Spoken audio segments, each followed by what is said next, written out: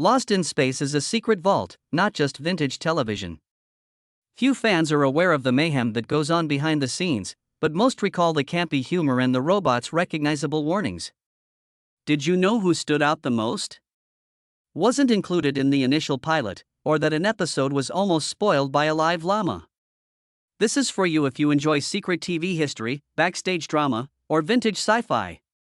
Through reliable interviews, archives, and insiders, we have unearthed production peculiarities, cast admissions, and lost information.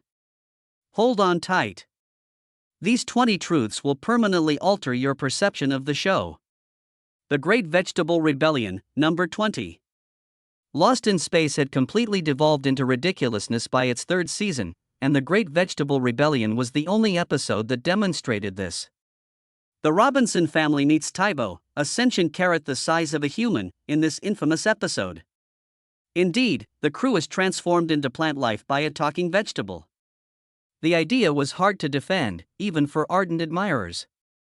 According to reports, writer Peter Packer sought to conceal the script from actor Jonathan Harris prior to filming because he was so embarrassed by it. The production team had originally intended to incorporate a live llama in the episode, as if a humanoid carrot wasn't enough. Filming was not possible, though, because the llama kept spitting at the actors and crew. The damage had already been done when the animal was swiftly written out. In addition to its bizarre premise, the episode gained notoriety for representing the show's artistic reaches. Only a week prior to the series finale, this episode was broadcast. According to several critics and fans, the show's discontinuation may have been influenced by its excessive silliness. The Great Vegetable Rebellion is still one of the most bizarre television shows ever made, regardless of whether you enjoy it or find it offensive. If this particular detail caught you off guard, the next one will cause you to re-evaluate everything. Dr. Smith was not expected to remain at number 19. It was never intended for Dr. Zachary Smith, the vile, cowardly saboteur who is now a comedy figure, to survive in the family. In the unaired Lost in Space pilot, he didn't exist. A character later developed to add tension to the Robinsons' adventure, with the intention of becoming the most one-dimensional villain whose treachery would lead the family astray. However, Jonathan Harris chose to portray that character in a different way because he recognized potential in it. Rather than acting out of pure evil, Harris gradually made Dr. Smith conceited by continuously using histrionic embellishments and clever insults. The producers noticed that Harris's antics, which they initially believed to be excessive, gave the show fresh vitality as it shifted toward humor. In response, fans elevated a character who was intended for rapid extinction to a permanent position. Dr. Smith, who frequently held up all attention with the line, "Oh, the pain," became the most identifiable and quotable figure in the program. His unexpected shift to comedic relief was so successful that it ultimately changed the show's fundamental essence.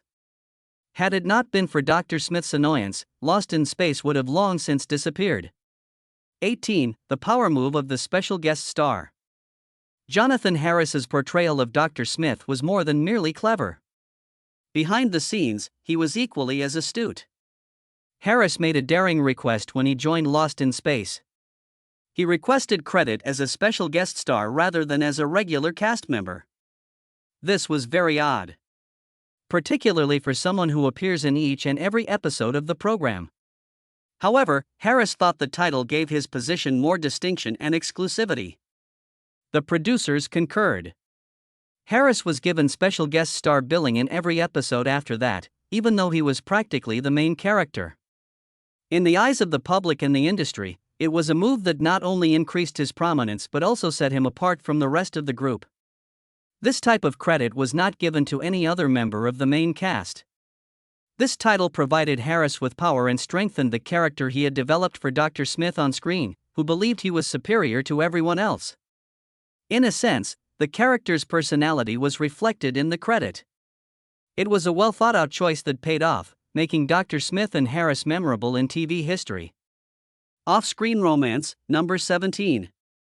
Amongst the actors.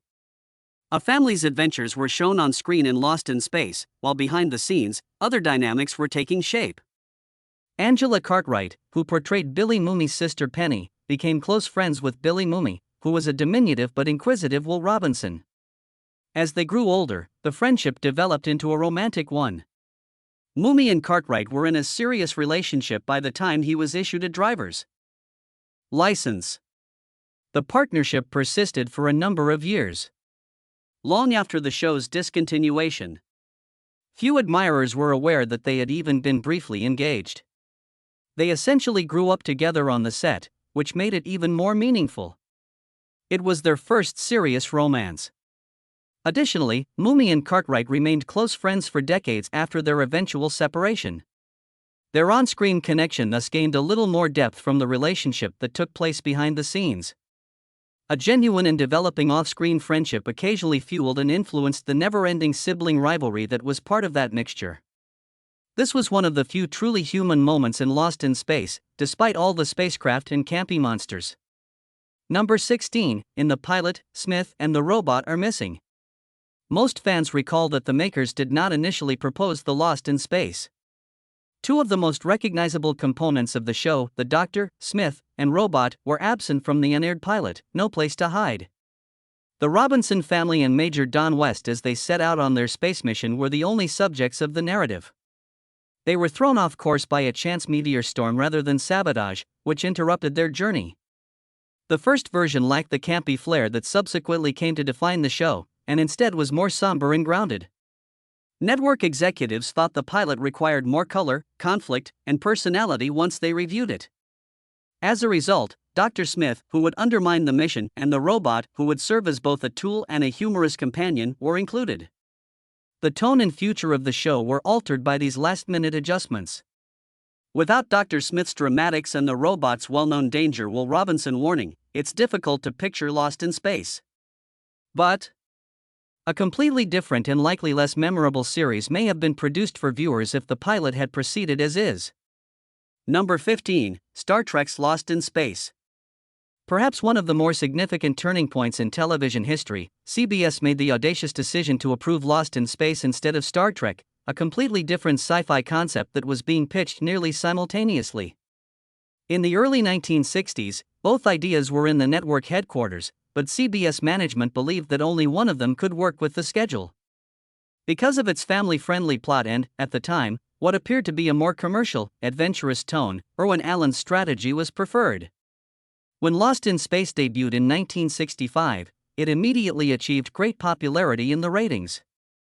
The series appealed to a broad audience by fusing adventure, family dynamics, and eye-popping visuals. Meanwhile, Star Trek had made its home on NBC, where it struggled with ratings before becoming well known for its syndication. While Star Trek expanded into an endless expanse, CBS's choice would determine the futures of both franchises. Lost in Space burned brightly and briefly. Looking back, one of the most alluring what-if scenarios beckons. What might modern science fiction look like if CBS had embraced Star Trek and thrown Lost in Space in the garbage? The cost of the robot outfit, number 14, was $70,000. In addition to being a memorable figure, Robert Kinoshita, the man behind Robbie the Robot from Forbidden Planet, constructed the robot from Lost in Space, which was a technical marvel. The Robot B9 suit cost an incredible $70,000 to build, which was a significant outlay for a TV show from the 1960s. It was made of fiberglass and sophisticated metal components. In addition to its price, the suit was one of the biggest costumes ever used on television at the time, weighing close to 200 pounds. For one very basic reason, stuntman Bob May was given the responsibility of controlling the robot. The heavy suit would fit him inside. It was difficult to wear, though. Even the most basic movements were difficult to complete due to the restricted mobility, ventilation, and vision. May had to endure great agony for extended shooting hours and commit all of his movements to memory. Dick Tufeld, the voice actor, separately recorded the robot's dialogue in the meanwhile. The robot ended up becoming one of the show's most adored elements in spite of the difficulties. The fact that a guy locked inside a 200-pound shell helped define an era of science fiction television is evidence of the skill and commitment that went into even the most odd parts. On the set of number 13, actual computers were utilized.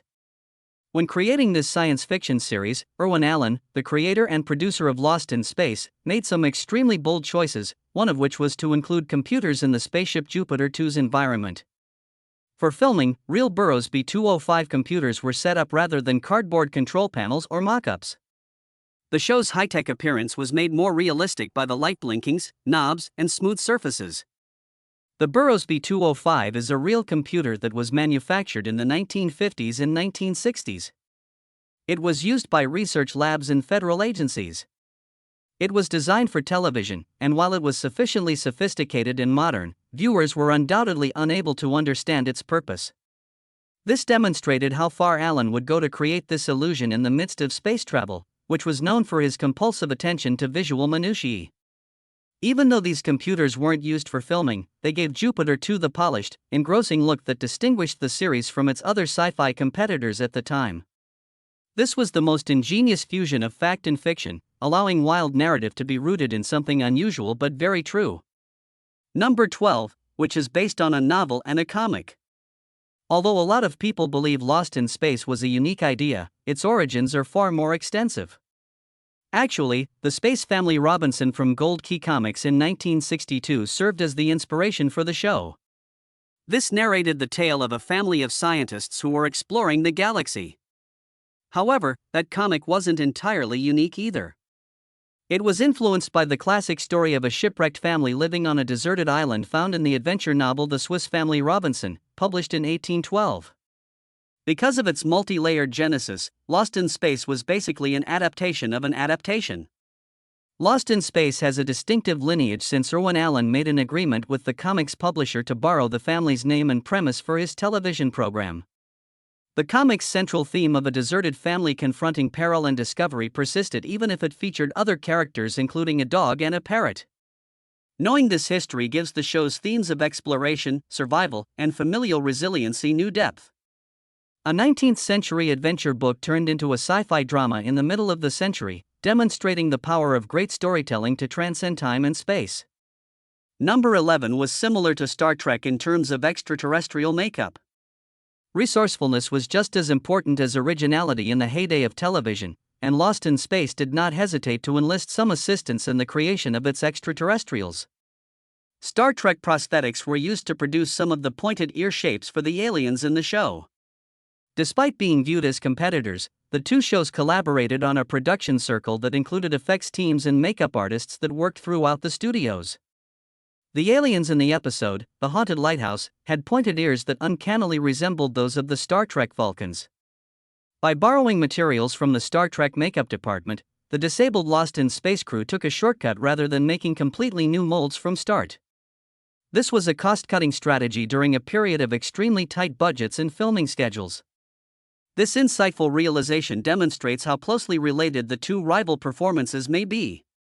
It brings two of the biggest stars in television history together in an unexpected way. The aliens on Lost in Space were actually wearing Star Trek-related items, so it was a crossover, even if fans most likely never saw it. The following one takes interplanetary craziness to a whole new level, but it's still interesting. 10. Jupiter 2's conflicting launch dates. At the beginning of the adventure, viewers who closely followed the show's timeline would have spotted a perplexing inconsistency. The date of the Robinson family's Jupiter 2 launch into orbit in the premiere episode No Place to Hide is explicitly marked as October 16, 1997. However, John Robinson notes in his mission notebook that the date is October 21, 1997, in the very next episode, The Derelict. However, he also points out that they are still in the first 24 hours of their mission. For years, detail-oriented fans have been perplexed by this contradiction, which was never addressed or clarified on the show. Did the authors expect no one would notice, or was it a continuity error or a script oversight?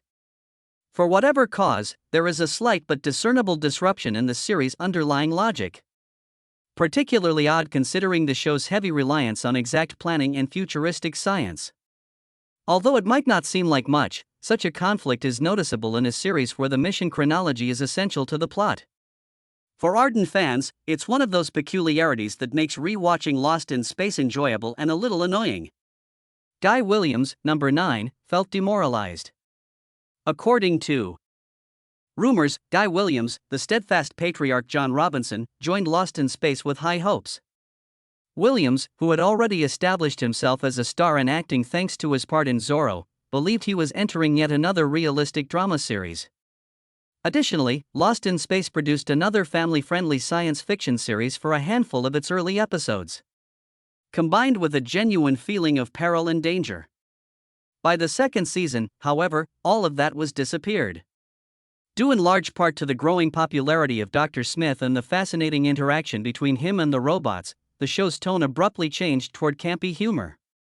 Williams's position grew less significant as the scripts became increasingly filled with humor and one-liners, along with truly ridiculous extraterrestrial plot lines.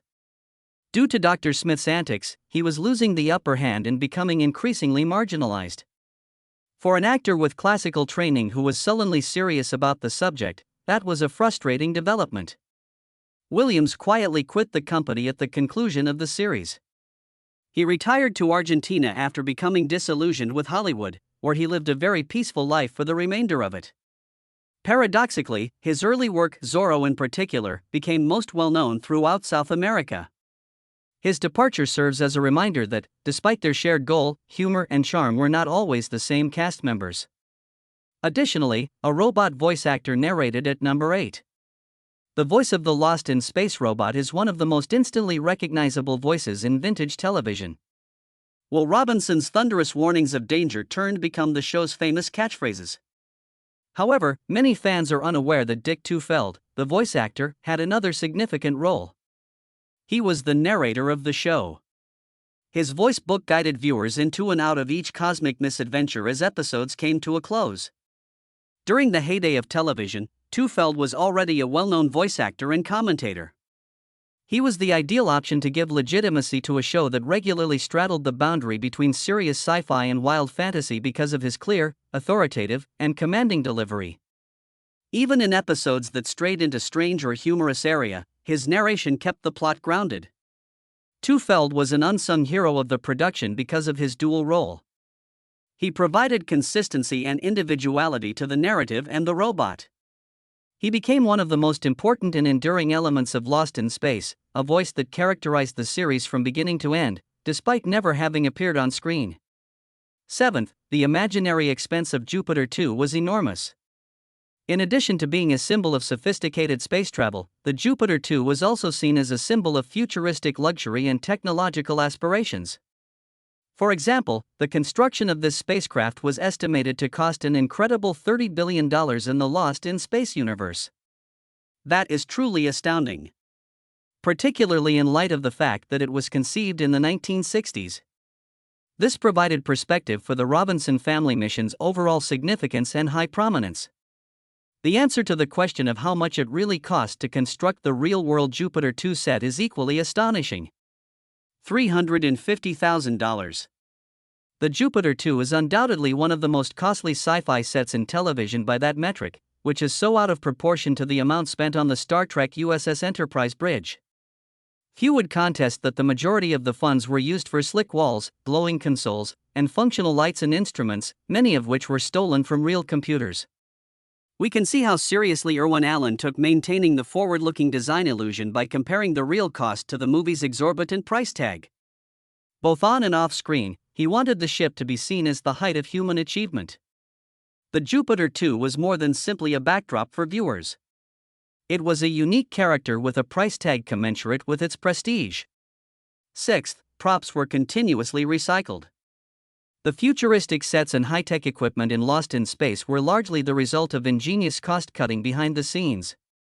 In the 1960s, it was costly to produce a science fiction program, particularly when each episode required brand new alien worlds, technology, and scientific apparatus. The production crew frequently reused props from several episodes in order to keep costs down. Control panels, long-range scanners, and alien relics were among the items that were repainted, repurposed, or simply moved to make them look different. This was not an isolated incident. It was a fundamental tactic. For instance, 3 different shows used the same scanner. The Deadliest of the Species, The Abandoned World, and The Ghost Planet all passed off as entirely different devices each time. The majority of spectators were unaware of the duplicate. Although the concept of reusing objects was not exclusive to Lost in Space, the show's ambitious premise made it particularly vital, thanks to ingenious set dressing and camera angles. It required balancing, achieving the appearance and atmosphere of space travel on a television budget. The end result was a production that made the most of every dollar by repeatedly employing the same materials and creating the appearance of continuous innovation using visual tricks. Award-winning costume design comes in at number 5. Underneath the futuristic and shimmering costumes, Lost in Space was still visible as the show's wardrobe demanded that its dazzling qualities be admired. Such garments were not meant to be flamboyant. They gave them honor. The Costume Designers Guild recognized designer Paul Zastabnevich for his contributions to the series in 1968. His designs contributed to the otherworldly look and feel of the show. In order to realize a futuristic vision, Zastabnevich leaned on space-age materials, vivid patterns, and silver fabrics. The costumes changed annually. The vintage attire and accessories were kept in order to adapt to the show's shifting moods. His creations defined the eras and provided Robinson and his fellow characters with a memorable visual identity. At a period when television costume design was not well recognized, particularly in the sci-fi genre, this award highlighted how incredibly inventive and significant his work was. They did more than simply dress up the characters. They introduced the unknown into the themes of exploration, adventure, and survival. The Lost in Space outfit is nonetheless a charming throwback to the 1960s sci-fi aesthetic. Billy Mumy, number 4, went on to join Star Trek. Billy Mumy's role as a young Will Robinson on Lost in Space is what made him most famous, although he had other ties to science fiction. He unexpectedly returned to the genre decades later when he appeared as a guest in Star Trek: Deep Space Nine. Mumy portrayed Kellen, a Starfleet officer engaged in one of the most brutal and intense confrontations in the series, in the 1998 episode titled The Siege of AR-558. For Mumy, a lifetime Star Trek fan, this was more than simply a sentimental casting decision, it was a full-circle moment.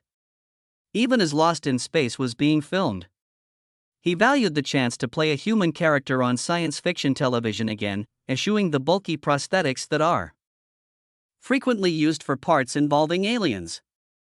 His portrayal was commended for its emotional depth and how well it complemented a narrative about the toll that war has on even the most well-behaved officers. Mumy's debut was a subtle link between two foundational elements of classic science fiction for followers of both series. It demonstrated that he could still compete in one of the most prestigious sci-fi settings on television and that his contributions to the field went far beyond his early fame.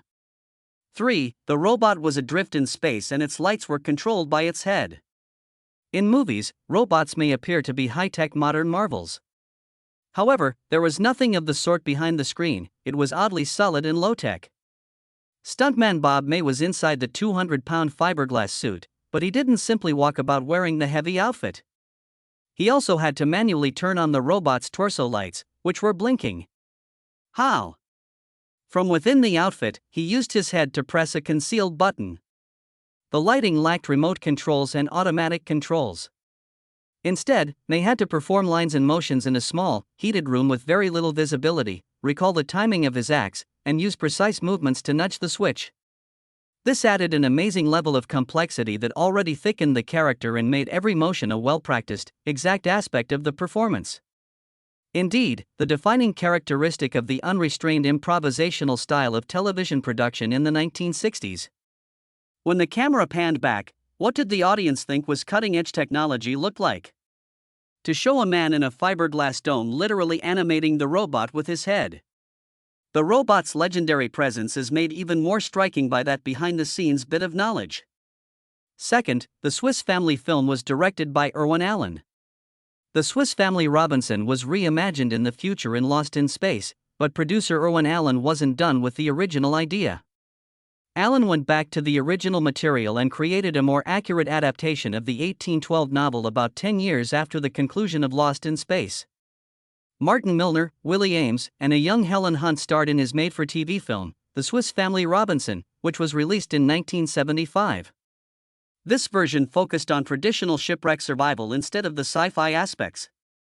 The story, which was set on a deserted island rather than a far-off galaxy, explored the same themes of family resiliency and resourcefulness in the face of unknowable threats. Allen wanted to add his flair for drama and spectacle while being more faithful to the original book's spirit. Although the idea eventually became a brief television series, it never had the same cultural influence as Lost in Space. Nevertheless, it demonstrated Alan's lifelong interest in tales of families navigating the wilderness, whether they are marooned at sea or lost in the sky. For the guy who helped popularize the Robinson name in science fiction, it was a full circle occasion. This project's subtle emphasis on the distinctions between the many adventure genres of the era is what makes it even more intriguing. The 1975 adaptation concentrated on realistic, grounded survival, whereas Lost in Space was more reliant on fantastical animals, distant worlds, and high-stakes sci-fi situations. There were only a family learning to persevere with few resources and cooperation, no robots or future devices. In many respects, Alan was reducing the idea to its most basic form and examining human adaptation free from the distractions of fiction. Even while it wasn't as well known as his previous work, it demonstrated his ability to retell classic tales in a variety of locales and genres. Hold on tight, because our top choice will fundamentally alter your perception of the program. The first theme song was written by John Williams. John Williams was known as Johnny, a budding artist trying to make his Hollywood debut, prior to his success with Star Wars, Jaws, and E.T. One of his first TV credits was writing the theme for Lost in Space, which he did at the age of 33. To complement the program's adventurous premise, the producers requested a futuristic yet catchy sound. Williams complied by providing a striking orchestral accompaniment that was immediately noticeable on television in 1960. This score's frequently disregarded feature is what makes it so avant-garde for its era. Williams adored his huge sweeping melodies and complete orchestration, which were hallmarks of the illustrious career that was soon to unfold, and he shunned shallow electronic cues like most composers of his era. His contributions to Lost in Space provided the program a cinematic feel that was unmatched by other science fiction shows of the time. Despite the show's campy turn, the march is audacious and solemn, lending the story an epic feel. Furthermore, the majority of modern spectators are unaware that the man who composed the most famous soundtrack in movie history began his career assisting the Robinson family with space navigation. Lost in Space hinted about a journey beyond fiction. It also signaled a legacy in music. Williams' contribution to Lost in Space also represented a turning point in television music history. Until then, a lot of science fiction programs relied largely on stock music or shallow, uncomplicated themes. That was not the case with Williams. His songs enhanced the performance rather than merely complementing it. The music kept the action grounded and gave sequences that may have otherwise seemed flat emotional weight, even in episodes that wandered into ridiculous terrain. It was one of the few times a television score had the solemnity and organization of a whole film score. Although the opening theme changed throughout the seasons, Williams's musical style remained ingrained in the show's character. Fans and collectors still have pleasant memories of the music from Lost in Space, and this is no accident. Williams saw the experience as a springboard that helped him hone his craft and get ready for the recognizable themes he would eventually develop for Jurassic Park, Indiana Jones, and Star Wars. Reflecting on the past, it is evident that Lost in Space not only introduced us to a new kind of science fiction, but it also paved the way for one of the most significant musical careers in the history of entertainment. Which of these facts caught you off guard? Were you previously aware of the $30 billion spaceship or the notorious carrot? Leave a comment with your favorite recollection or moment.